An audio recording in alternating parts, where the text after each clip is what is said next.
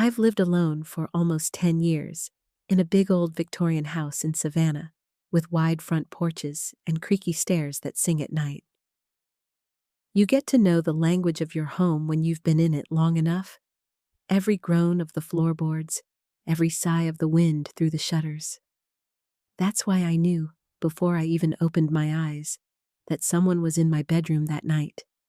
The footsteps were light, but not careful enough for my old oak floors. I stayed perfectly still, breathing slow and even, letting the dark hide the fact that I was wide awake. Through my eyelashes, I saw a figure, tall, lean, moving toward my writing desk in the corner. The lamplight from the hallway cast just enough of a glow for me to see the profile. It was Ryan, my son-in-law, Emily's husband. My heart didn't race. Not yet. I'd been expecting this. For weeks, I'd noticed the way his eyes lingered on my desk, the way he asked questions about important documents as if he were making small talk. Tonight, it seemed, he'd decided to move from curiosity to action. He crouched down and slid open the desk drawer, the one I keep locked, the one where, until this morning, the key to my safe used to be hidden under a false bottom. But the real key wasn't there anymore. I'd made sure of that. He rummaged through the papers with one gloved hand, his movements quick and confident, like he already knew exactly where to look. And then, he found the little black jewelry box I'd placed there. I could see his mouth curve into the faintest smirk as he opened it. What happened next was beautiful. A sharp pop split the silence, and a cloud of rose gold glitter burst into the air, catching the light and clinging to him like stardust. It stuck in his hair, his beard, his shirt. There was no wiping it away. I almost laughed, but I kept my role. Instead, I jolted upright, flicked on my bedside lamp, and blinked like a startled grandmother. "Ryan?" My voice was all confusion and concern, the kind you'd expect from someone woken from a deep sleep. "What on earth?" He froze, still squatting by my desk, covered head to toe in shimmering glitter. The look on his face was pure panic. He straightened up, blinking against the sparkle, and stammered, I heard a noise. Thought maybe someone had broken in?" I glanced at the desk, then back at him, tilting my head. "And you thought the burglar might be hiding in my private drawer?" He opened his mouth, then shut it again. The glitter had already started to settle on the carpet, marking him like a trail of breadcrumbs straight to the scene of the crime. Somewhere down the hall, I heard the sound of a bedroom door opening. Emily. Her voice was still thick with sleep as she called, "Mom? What's going on?" I didn't answer right away. I just kept looking at Ryan, letting the silence stretch, letting him squirm in his sparkly shame. This wasn't a man who'd just made a mistake. This was a man who'd been planning something for weeks, and tonight, he'd finally made his move. Emily appeared in the doorway, tying the belt of her robe, but stopped dead when she saw him. "Ryan, why do you look like a human disco ball?" His mouth opened and closed, no words coming out. Glitter caught the hallway light, making him glow like a Vegas marquee in my quiet, old-fashioned bedroom. I didn't say anything yet. This was just the opening act. There would be time for explanations, time for the truth, time for Emily to hear the recording I'd been keeping on my phone since 2 nights ago. But not yet. Right now, I wanted him to stand there, exposed, ridiculous, and very, very aware that whatever he'd come looking for, he was not going to find it. Because he thought I was just an old woman, too trusting to notice when someone was casing my home. He thought I'd be asleep, defenseless, maybe even grateful for his concern if he got caught.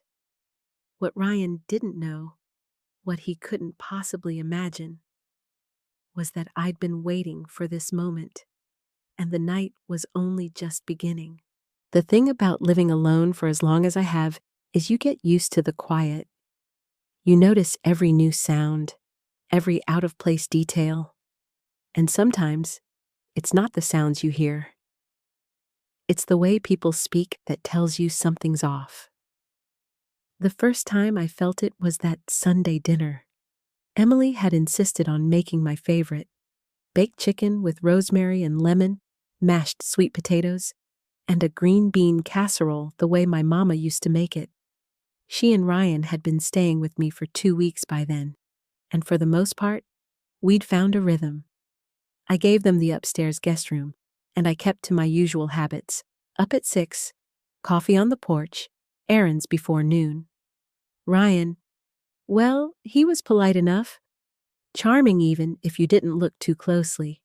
But he had a way of watching people like he was reading them, storing up information for later use. The kind of person who listens just a little too carefully when you talk about where you keep things. We were halfway through the meal when Ryan put down his fork and leaned back in his chair like he was just making casual conversation. "So, Maggie," he said, "that safe you've got in your study, is it one of those old combination types, or does it use a key?" Emily nearly dropped her fork. "Ryan, that's such a weird question." He gave a small laugh, holding up his hands. "I'm just curious. You know, with all the break-ins going on lately?" I stopped with my fork halfway to my mouth. "Break-ins? I haven't heard about any break-ins." He nodded, like he was doing me a favor by knowing things. "Well, they don't always report every little incident. Keeps the neighborhood from panicking." Emily rolled her eyes. "Savannah isn't exactly a crime capital." But Ryan wasn't looking at her. He was watching me, studying my reaction like I was an exam he was trying to pass. "Still," he continued, "a house like this, lots of history, valuable antiques. I'm sure you've got some important documents, maybe even cash or jewelry in that safe. Be a shame if something ever happened to it." I took a slow sip of iced tea, letting the silence stretch. "I keep things organized. My daughter knows where to find what she needs." Ryan's smile didn't reach his eyes. "But does she know about the key?" The air in the room seemed to shift. Emily frowned. "What key?"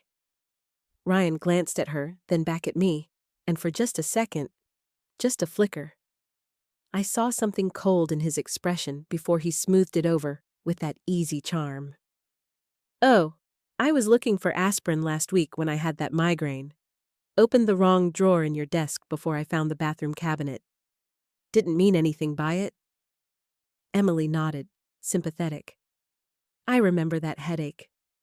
You were miserable." But I remembered that night too. He'd been upstairs for a good half hour, not just a few minutes, and I distinctly recall that the aspirin was exactly where it had always been. He hadn't been looking for pills. He'd been looking for something else. "The aspirin's always been in the bathroom cabinet," I said evenly. Ryan shrugged, the picture of casual indifference. "Must have been out of it." The conversation moved on, or rather, Emily tried to move it on. She started talking about a plant sale at the farmer's market, but Ryan kept circling back, asking about whether I had insurance, if my important papers were up to date, whether I had duplicates stored somewhere just in case. By the time dinner was over, my mind was buzzing. He was too interested in things that weren't his business. And it wasn't idle curiosity. There was a sharpness to his questions, like a man checking items off a mental list. I offered to help clear the table, but Ryan was quick to put a hand on Emily's shoulder. "Let your mom relax. She cooked. She deserves to rest." Then, to me, with a grin that didn't reach his eyes, "We'll take care of things." They disappeared upstairs soon after, and I stayed in the kitchen longer than I needed to, running the sponge over already clean counters, replaying the conversation in my mind. I'd been in insurance claims investigation for over 30 years before I retired. I know the signs when someone's fishing for details. They always start wide, then narrow in on specifics. And Ryan had gone from break-ins to the safe to the key in less than 5 minutes. That wasn't small talk. That was reconnaissance. When I finally made my way up to my bedroom, I paused at my desk before turning out the light. I checked the drawer where the safe key was hidden. It was still there, taped neatly under the false bottom. But I couldn't shake the feeling that Ryan now knew exactly where it was. And once a man like that knows, it's only a matter of time before he tries to get it. That night, lying in bed, I stared at the ceiling and thought about Emily. She loved him. That much was clear. And she believed in him, the way you do when you're still young enough to think love can fix anything. She didn't see the way he measured every room he walked into, or how he scanned people like a predator picking out the weakest one in the herd. But I did. And I decided right then that if Ryan was planning something, I was going to be ready for him. By Monday, I'd stopped telling myself I was being paranoid. Suspicion is a stray cat. If you feed it enough facts, it moves in and sleeps on your pillow. I didn't need a confession to know Ryan was circling something he wanted. I just needed to see the shape of it. The first real slip came after lunch. Emily had gone down to Forsyth Park to walk with her friend Tasha, and Ryan claimed he had job calls to make from the sunroom. I brewed a second cup of coffee and took it upstairs to fold laundry. When I stepped into my bedroom, a feeling like a draft moved across my skin, the kind you get when a door has been opened and shut too recently. The desk drawer I always push flush wasn't flush. It stuck out 1/8 of an inch. Nothing a stranger would notice, everything I would. I set the mug down and ran a finger along the wood, then slid the drawer open. The inner stack of folders was off by a hair, and the little felt tray I keep my paper clips in had been nudged left. I lifted the tray, then the false bottom. The strip of painter's tape I used to secure the key had been peeled up and pressed back down so neatly that a careless eye would have missed the lifted corner. The key was still there. But now I knew he knew. I pressed the tape back the way I like it, no bubbles, no raised edge, and stepped away from the desk. There's a kind of anger that makes people loud. Mine makes me quiet. I saw him then, standing in the doorway at the top of the stairs, pretending to yawn like he'd just wandered up. "Everything okay, Maggie?" Ryan asked, scratching his jaw. He wore that bland, friendly expression he puts on like a rental suit. "Fine," I said, and smiled in a way that made him lower his eyes first. "How are those job calls going?" "Promising," he said. "Very promising." I nodded. People who are actually close to a job talk in specifics. Company names, timelines, interviews. People who are lying say, promising. That evening, I cooked shrimp and grits the way my mother taught me, and we ate on the back porch while the cicadas tuned up. Ryan asked about the neighbors, who travels, who's got cameras, who keeps packages on the porch. He was a little too interested in the bungalow 2 doors down that sits empty most weekends. "Folks from Atlanta," I said, and watched his eyes brighten like I'd told him the combination to a safe. Emily didn't notice. She was talking about her pottery class, Tuesdays 7 to 9, she'd finally signed up again. I tucked that into my pocket and watched Ryan tuck it into his. That night, the house settled into its usual noises. I read in bed until 10, then turned out the light and lay still, listening. Around 11:40, I heard the soft pad of footsteps across the downstairs hardwood, the kind of careful step a person uses when he isn't sure who might still be awake. The sunroom door clicked. A moment later, the burr of a low voice bled up through the old vents. I slid out of bed and moved to the floor register near my dresser. The one that carries sound like a telephone if you put your ear close. It smelled like dust and lemon oil. Ryan's voice came through thinned and tinny, but clear enough. "Yeah, it's me," he whispered. "They're asleep." A pause. My heart slowed so I could hear better. "I'm telling you, she's loaded," he said. "Bank statements, mutual funds, the whole spread. Old Savannah money, just sitting there. And the house? She's got a safe, man. Real one, not a toy." I don't think of myself as loaded. I think of a teacher's pension, the insurance payout your husband never wanted to talk about, the careful thrift of a woman raised by a mother who saved tinfoil. But to a man like Ryan, anything you can't take in one paycheck is a mountain to be carved. He laughed softly, a sound I didn't recognize. "Relax. Emily's got that class tomorrow night. 7 to 9, like clockwork. I'll have 2 hours, maybe more. She's the type who lingers to clean up. I already found the key, too. She's got it taped under this false bottom like a movie. Child's play." My fingers closed around the baseboard.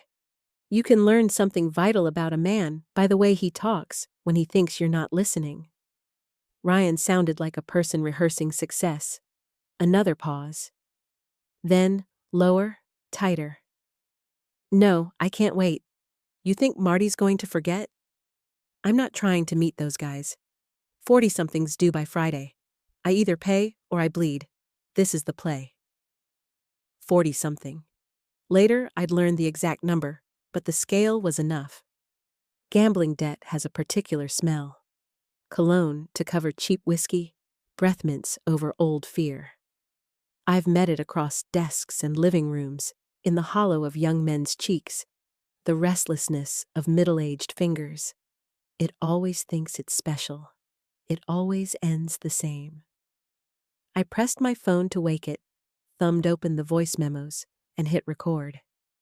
If this was going to end clean, I'd need more than glitter and gut feelings. The recording caught his words like a net. "Yeah," he said. "He's old. He's trusting. He literally told me he sleeps hard. I'll be in and out. Look, the safe isn't even the whole score. She keeps papers in the desk, account numbers, statements. I can get what we need to move the money later if the cash isn't enough."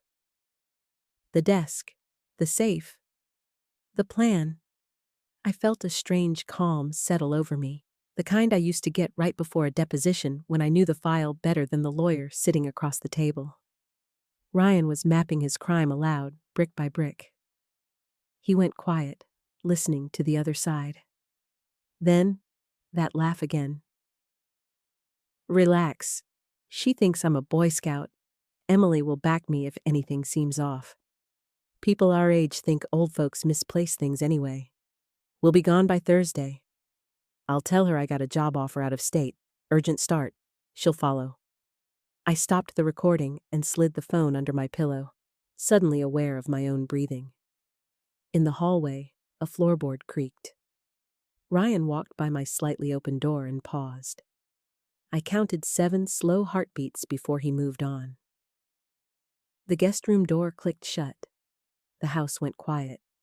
For a while I lay there with my eyes open in the dark, the ceiling fan clicking on its lowest setting, the night a cotton blanket. I didn't cry. Women like me learn early that panic is an expensive hobby. Instead, I made a list in my head. Where to move the key, what to watch, when to speak, when to record. I thought of Emily as a toddler who used to run her fingers over the carved newel post at the bottom of the stairs. Always exactly 3 turns. How do you tell a grown daughter that the man she loves has been measuring your house like a thief? You don't. You show her. At 6:30, the sky cut pale over the live oaks, and I got up, showered, and put on the blue cotton dress with the deep pockets. I slid the safe key from under the false bottom, kissed it like a charm, old superstition, and walked it downstairs to the laundry room. I pushed it deep into the box of powdered detergent, under the scoop, where no man who doesn't do laundry would think to look. When I came back up, Ryan was already at the table, freshly showered, phone face down next to his coffee. Emily patted in a minute later, hair in a messy bun, kissed my cheek, and thanked me for the eggs like she always does. "Sleep okay?" Ryan asked me too casually. "Like a rock?" I said, and stirred my coffee. "Once I'm out, you could set off fireworks and I'd miss it." He grinned at Emily. "See? Told you your mom sleeps like the dead?" I smiled into my mug the way women do when men tell on themselves and think they've been charming. The rest of that morning, I kept myself busy in ways that looked ordinary. I trimmed back the hydrangeas, wiped down the porch railings, baked a peach cobbler for no reason other than it's peach season. But inside, my mind was all gears and blueprints. I'd worked enough fraud cases to know two things. 1, people rarely act alone. 2, they believe their own timelines are invisible to anyone else. Ryan was on a clock. That made him sloppy. Around noon, I went upstairs to put away fresh linens and found the guest room door half open. Inside, Ryan's duffel bag lay unzipped on the bed. A laptop charger peeked out from one side. On the other, an envelope corner was sticking out beneath a rolled-up hoodie. I don't make a habit of snooping, but I've also never ignored evidence that someone means me harm. I stepped in, lifted the hoodie, and pulled out the envelope. Inside were 3 past due notices from credit card companies, and something worse. A typed letter from a Michael Donnelly demanding $52,000 by Friday. No letterhead, no logo, just a name and a number, the kind of demand you don't want the police to see. I slid everything back exactly as I found it and walked out. That night, the house felt heavier. Emily was at the kitchen counter making clay pinch pots for practice, and Ryan sat beside her scrolling on his phone. I made small talk, smiled when it was expected, but my ears were tuned to tone, my eyes to movement. Every time Emily leaned away to fetch something from the sink, his gaze flicked toward the stairs. By 8:30, Emily had gone up for a shower. Ryan stayed in the living room, pretending to watch a cooking competition but checking his phone every couple of minutes. The tension in his jaw was new. Not the lazy charm he used in daylight, but something tighter, like he was calculating how many hours stood between him and his payday. I excused myself, took a glass of water up to my room, and locked the door. I checked the recording from the night before. His voice was clear, every word as sharp as the knife he was holding to Emily's trust. I copied it to a backup file and emailed it to myself, just in case. Then I sat down at my desk and stared at the false bottom where the key used to be. That empty space was more than wood and air. It was bait. The question was how to use it without tipping my hand. I could have gone to the police right then. But I know what happens when a woman's word goes up against a man's practiced innocence, especially inside a family. Emily would have been caught between us, and Ryan would have spun a story about helping me with my finances, maybe even convinced her I was imagining things. No, I needed something she couldn't unsee. So, I left the desk exactly as it was, drawers shut, papers neatly stacked, and kept the door just barely ajar when I went to bed. Let him think I was predictable. Let him think I'd be in that bed, dead to the world, while he crept in for the kill. He wasn't going to find money. He wasn't going to find papers. He was going to find trouble dressed in rose gold glitter. 3 weeks before that glittery night, my life was calm in a way I'd grown to love. My days had a rhythm: coffee at 6 on the porch, crossword by 7, errands before the Georgia heat could flatten you. Afternoons were for reading, quilting, or visits with the neighbors. Evenings were quiet: a book, a little television, maybe a call from Emily. That Tuesday morning, I was reading the Savannah Morning News when my phone rang. Emily's name popped up, and I smiled until I heard her voice. "Mom?" It was tight, like she was holding her breath.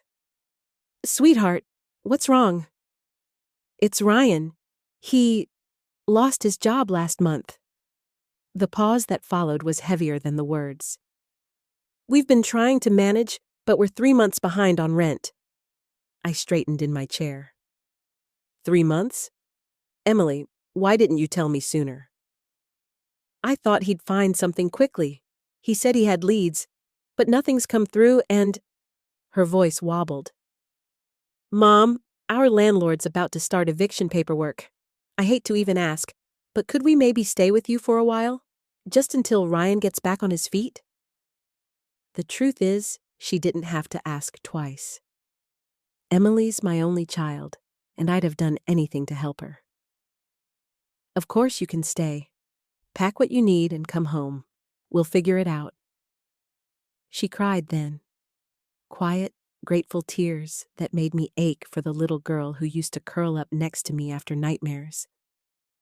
They arrived 3 days later in a rented U-Haul that looked far too full for a temporary stay. I hugged Emily so tight I felt her ribs. She smelled like lavender shampoo and stress. "Thank you, Mom," she whispered. "You're saving us." Ryan came around from the truck, all smiles and handshakes. "Maggie, this is a gorgeous house. You've kept it in great shape." He looked past me into the foyer, taking in the polished wood floors and high ceilings. His eyes didn't move the way you do when you're admiring. They moved like he was cataloging. I chalked it up to nerves. Meeting your in-laws on their turf can be awkward. Still, when he followed me into the living room, he ran his hand along the carved fireplace mantel like he was appraising it. "Must be worth quite a bit in this market," he said. I smiled politely and offered iced tea. The first week, I went out of my way to make them comfortable.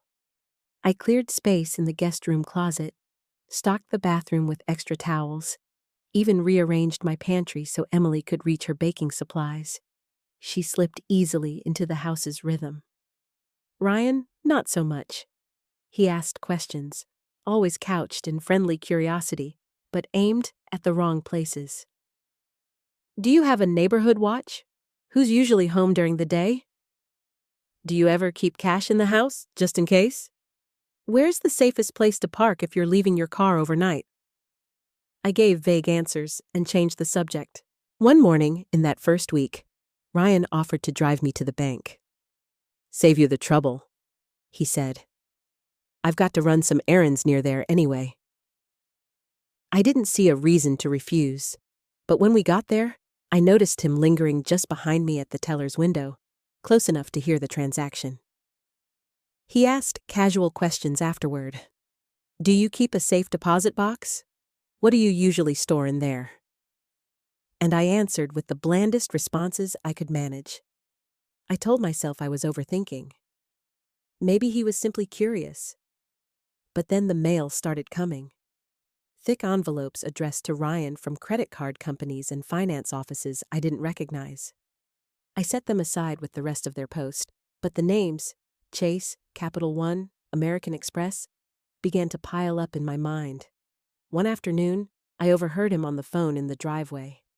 He didn't know I was at the upstairs window. His tone was sharp, urgent, not the voice you use for a job interview. When I stepped onto the porch a few minutes later, he ended the call abruptly and slipped the phone into his pocket. "Recruiter," he said. "Big opportunity." I smiled, but I didn't believe him. Emily, bless her heart, saw none of it.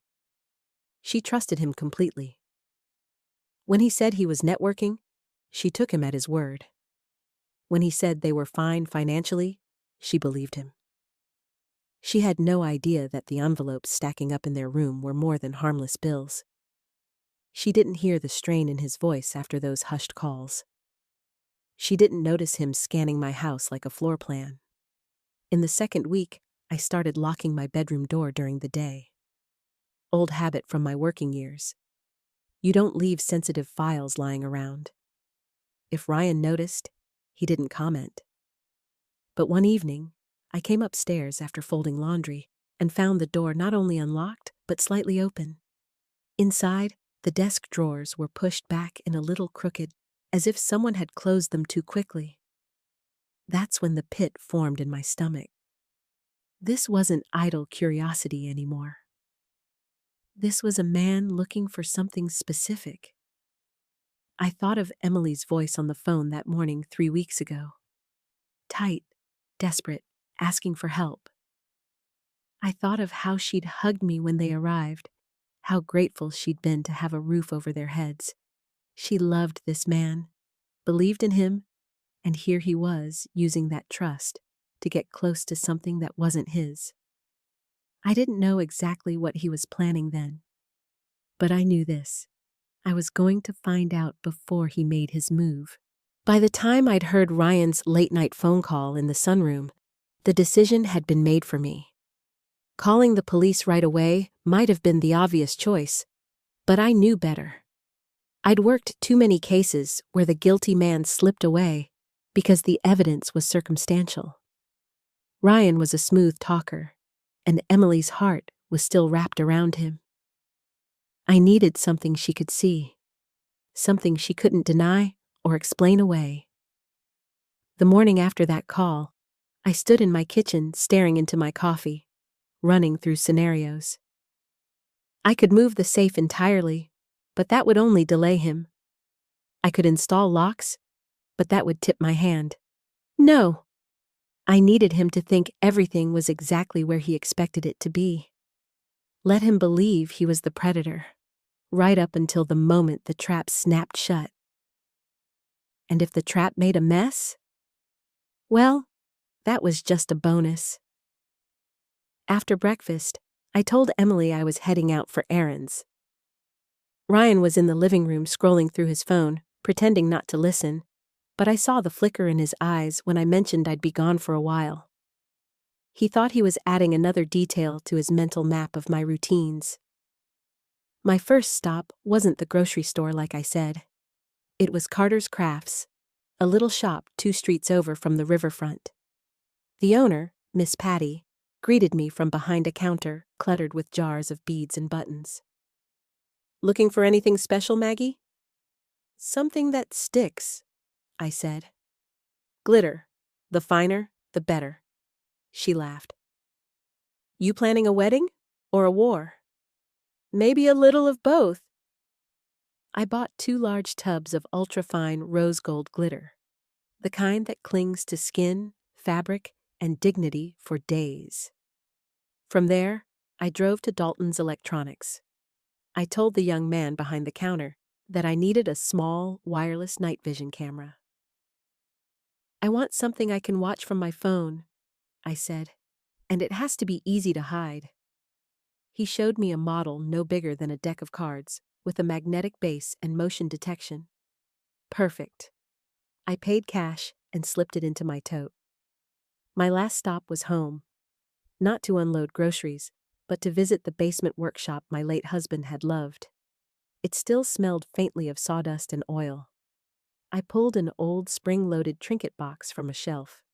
He'd made it years ago as a joke. Open it too far, and it popped a little puff of tissue paper into your face. I disassembled it on the workbench, replaced the paper with a careful scoop of glitter, and tested the spring.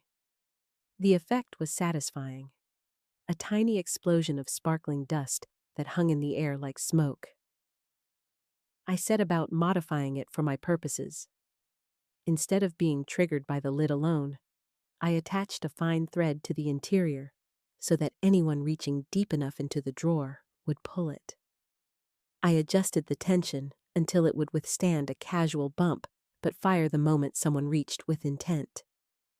The real safe key, which Ryan believed still lived under the desk's false bottom, I moved that morning into the laundry room. I buried it in the powdered detergent box under the scoop. Ryan wouldn't find it there unless he suddenly developed a passion for washing clothes. By early afternoon, I heard the front door open. Emily's voice, then Ryan's lower one. They'd been out together, judging by the grocery bags rustling on the counter. I took my time upstairs, loading the trinket box into the desk drawer where the key used to be. To make the bait irresistible, I placed a dummy key, an old brass luggage key, right where the real one had been taped. If I knew Ryan at all, he'd see it and think his luck couldn't get any better. The key placement was only half the plan. The real proof would come from the camera. I unboxed it upstairs in my bedroom, scanning the instructions quickly. The magnetic mount made it easy to experiment with different spots. At first, I tried perching it on top of my bookshelf, but the angle was too steep. It caught the ceiling instead of the desk. Behind the lamp was too obvious. Anyone opening the drawer might notice it. Finally, I found the perfect hiding place, nestled between two hardback books on my nightstand, angled just enough to capture the desk, the drawer, and the person standing there. The black casing blended with the spines, and unless someone was specifically looking for electronics, they'd never see it. I connected it to the app on my phone and tested the feed. Clear as day, even in low light. I switched to night vision mode and turned off the lamp. The image was crisp enough to catch every fleck of glitter when the trap went off. I toggled the motion detection and watched as the feed blinked alive when I stepped into frame. Good. If Ryan so much as poked his head into my room, I'd have it recorded. Before heading back downstairs, I pulled my desk chair out a little farther than usual. A subtle invitation for someone to sit and open drawers. The devil's in the details, and Ryan was a man who thought he noticed everything. I wanted him to feel like the house was giving him opportunities. Dinner that night was shrimp scampi, and I played my part. Friendly, a little tired, laughing at Emily's stories about the pottery studio. Ryan barely looked up from his plate, but I caught him glancing toward the ceiling, my room's direction, as though he was timing his next move. After the dishes, I told them I'd be heading to bed early. Didn't sleep great last night, I said, rubbing my temple. Think I'll take something to help me conk out. Ryan perked up at that. Good idea. Best sleep's the kind you don't even remember. His tone was too easy, like he was trying to hide that my words had just given him the green light. I went upstairs, shut my door, and checked the camera feed one last time. Battery full, motion sensor active, glitter box loaded. Dummy key shining faintly in the desk drawer. It was perfect. Before turning off the light, I sat on the edge of my bed, letting the quiet settle. My heart wasn't racing. I wasn't scared. This was the same calm I used to feel before a big case, when I knew every file, every angle, every trap was ready. Ryan thought he'd been hunting me for weeks, but the truth was, I'd just turned him into prey. The house was still when I climbed into bed that night, the kind of stillness that presses against your ears.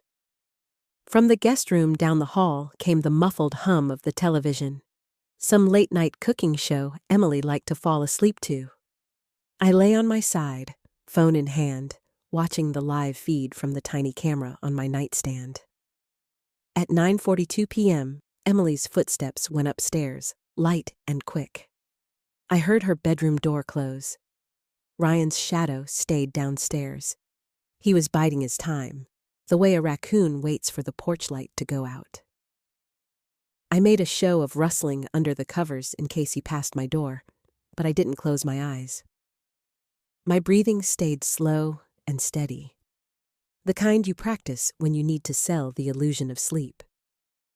My phone screen glowed faintly under the edge of the quilt. Midnight passed. Then one twice. Ryan was patient, but not infinitely so.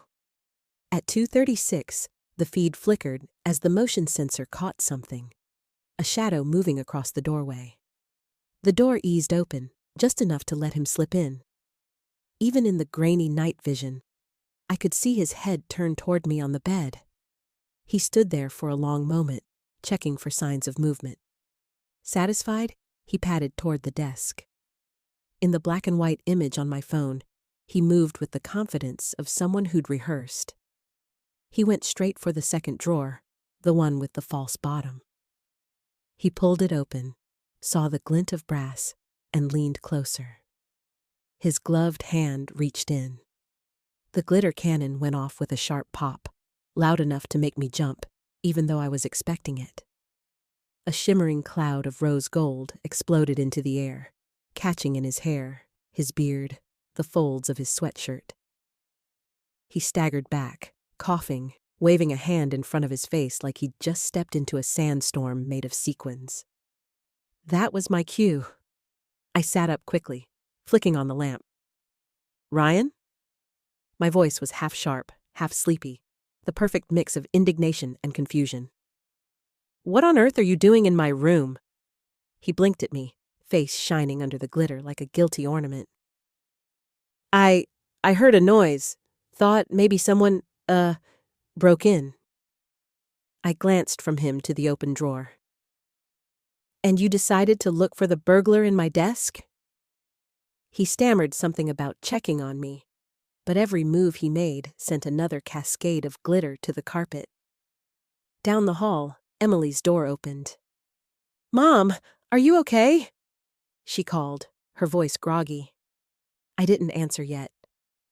I just kept my eyes on Ryan, letting him sweat under the lamplight and the sparkle. Emily appeared in the doorway, robe cinched tight, blinking against the lamplight. Her gaze slid from me sitting up in bed to Ryan, glitter dripping from his hair and sweatshirt like he'd been mugged by a craft store. "Ryan," she said slowly, "why do you look like that?" He opened his mouth, then closed it again. "I, tripped something. Some kind of device in the drawer." "In my desk drawer?" I tilted my head, keeping my tone mild. "Why were you in there exactly?" "I was looking for, medicine? You said you weren't sleeping well, so I thought maybe you had—" "My medication is in the bathroom cabinet," I interrupted. "It always has been." Emily's eyebrows drew together. She looked from me to the open drawer, then back to Ryan. "So you left our bed at 3 a.m, came into my mom's locked bedroom, and opened her desk, hoping to— what? Borrow NyQuil?" Ryan's jaw worked, but no sound came out. He tried to brush glitter from his shirt, only to smear it deeper into the fabric. The more he moved, the more it caught in the light. I could see Emily's confusion hardening into something sharper, suspicion. "Ryan," she said, "is there something you need to tell me?" He held up a hand like he could wave the moment away. "Emily, you're making this a big deal. No," I cut in, my voice steady. "You are making it a big deal. And since we're all awake, maybe it's time Emily heard something important." I reached for my phone on the nightstand, pulled up the recording from his late-night sunroom call, and hit play. His voice filled the room, tinny but clear. "Yeah, it's me. They're asleep. I'm telling you, she's loaded. She's got a safe. I already found the key." Emily's eyes widened, her face draining of color as his words played on, talking about the Tuesday night pottery class, about having 2 hours, maybe more, about debts to people who aren't patient. When the recording ended, the silence in my bedroom was thick enough to choke on. Emily stared at him like she was seeing a stranger. "You were planning to rob my mother?" she asked, voice low and dangerous. Ryan's hands came up, palms out.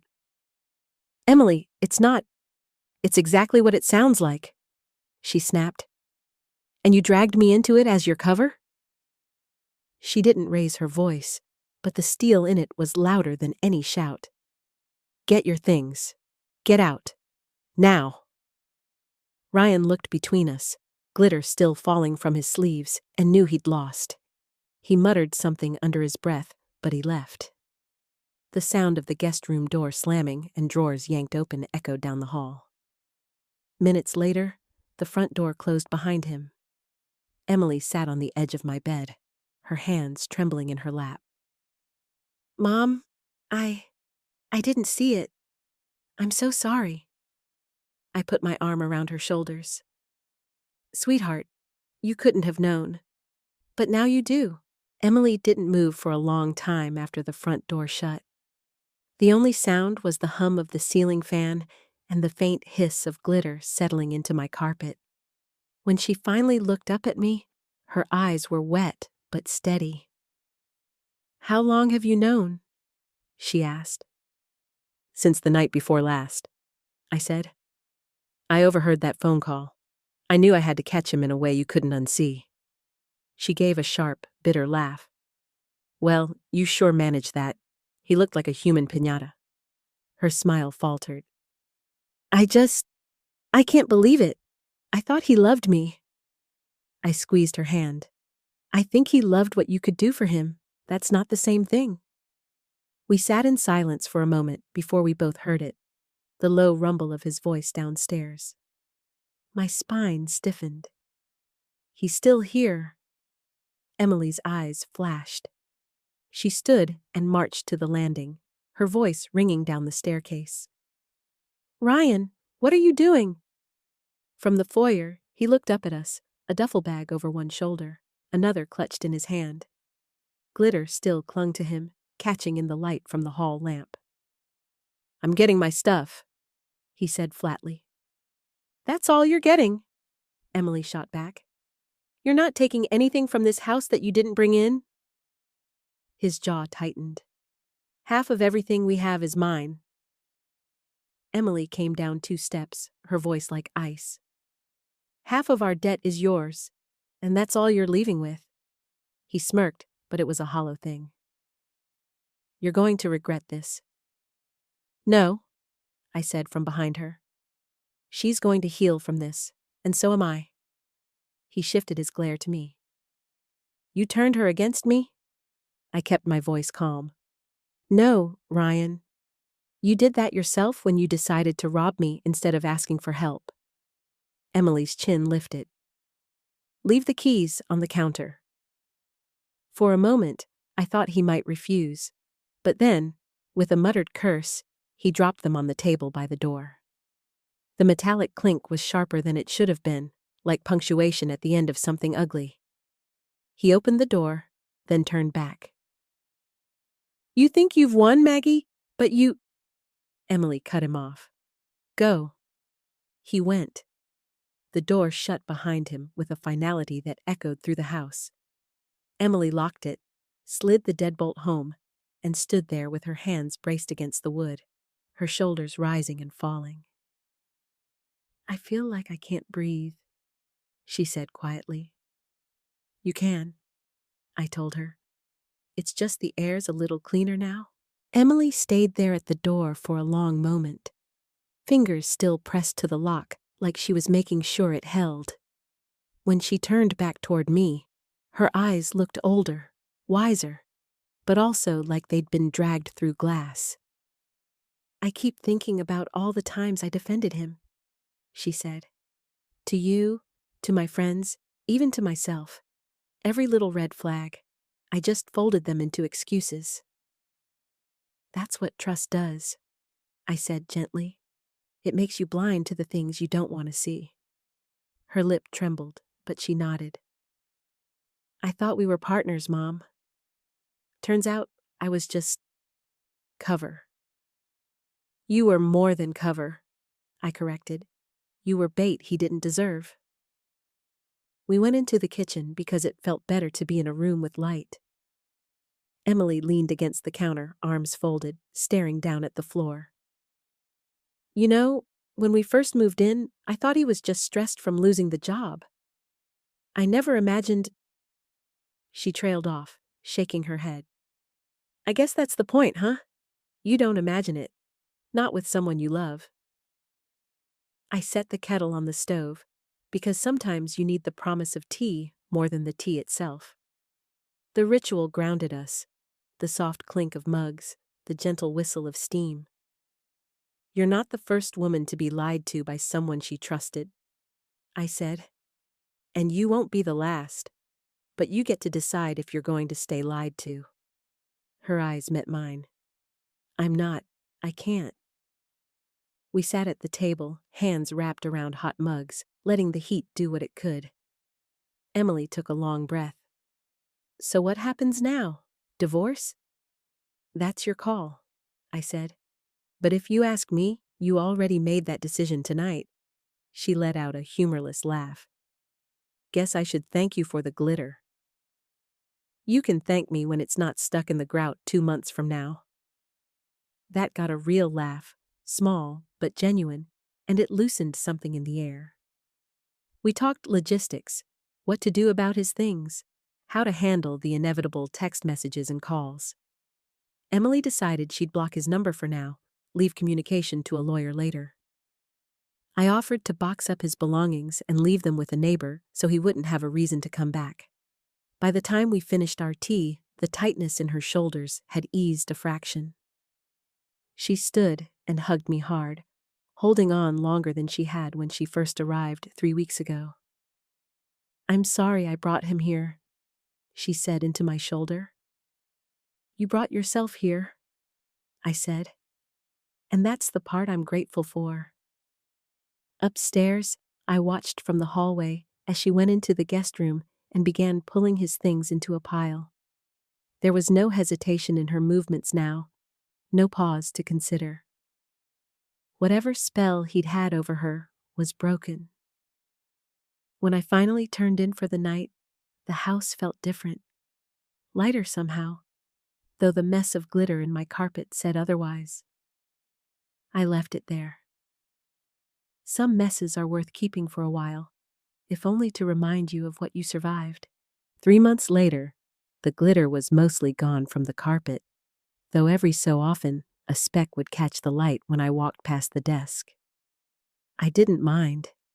It felt like a tiny victory medal hiding in the fibers, a reminder of the night we took back control. Emily had moved into a small apartment downtown, just a few blocks from the botanical garden, where she'd landed a job as an events coordinator. She'd taken to it the way a gardener takes to spring, full of purpose, busy in the best way. The first morning she wore her new work badge, she stopped by my place for coffee before heading in. She breezed into the kitchen, hair neatly pulled back, a bright green cardigan over her blouse. "Morning, Mom," she said, kissing my cheek. "Sleep well?" "Like a rock," I told her. "How about you?" "Best night's sleep I've had in years," she said, pouring herself a cup. "Guess it helps not sharing a bed with someone plotting felonies." I chuckled. That'll do it. Her divorce had been finalized the week before. Ryan hadn't contested a thing. Maybe because he couldn't afford to. Maybe because facing the consequences of his debts and his actions left him with no appetite for more fights. Either way, his absence was a blessing neither of us had to say out loud. We sat at the kitchen table, the morning sun slanting in through the blinds, and talked about her plans for the garden's summer gala. She lit up describing the music lineup, the vendors, the theme she'd pitched to the board. Every time she smiled, I saw a little more of the girl she'd been before Ryan, the girl who trusted her instincts and didn't apologize for taking up space. As she got up to leave, she glanced toward the study. "You ever think about replacing that desk?" she asked. I looked over at it, the drawer now empty except for pens and notepads. "No," I said. "It's earned its place." She grinned. "Guess it has." "Oh, you'll appreciate this. Mrs. Donnelly from church asked if you'd come over and help her set up some kind of home defense system. Said she heard about your, unconventional methods." I laughed, imagining the prim old woman trying to wield a glitter bomb. "Maybe I should start a business," I said. "Security with style." "Catchy," Emily said, grabbing her bag. "I'll see you Friday for dinner?" "You bet." After she left, I poured myself another cup of coffee and walked to the porch. The street was quiet, the air warm with the promise of summer. My house felt like mine again. Not just the building, but the peace inside it. No one measuring the rooms, No one eyeing the furniture like a price tag. No one weaving lies at my table. I thought about the night Ryan walked into my bedroom thinking he had me figured out. How sure he'd been that I was too old, too trusting, too slow to notice. And how wrong he'd been. The truth is, people like him never see it coming. The moment when the person they've underestimated decides to fight back. Sometimes, that moment comes in a courtroom. Sometimes, in a police report. And sometimes, if you're lucky, it comes in a glitter storm that marks the guilty for exactly what they are. I took a sip of coffee, let the sunlight warm my face, and smiled. Justice, I thought, doesn't always wear a robe. Sometimes it sparkles.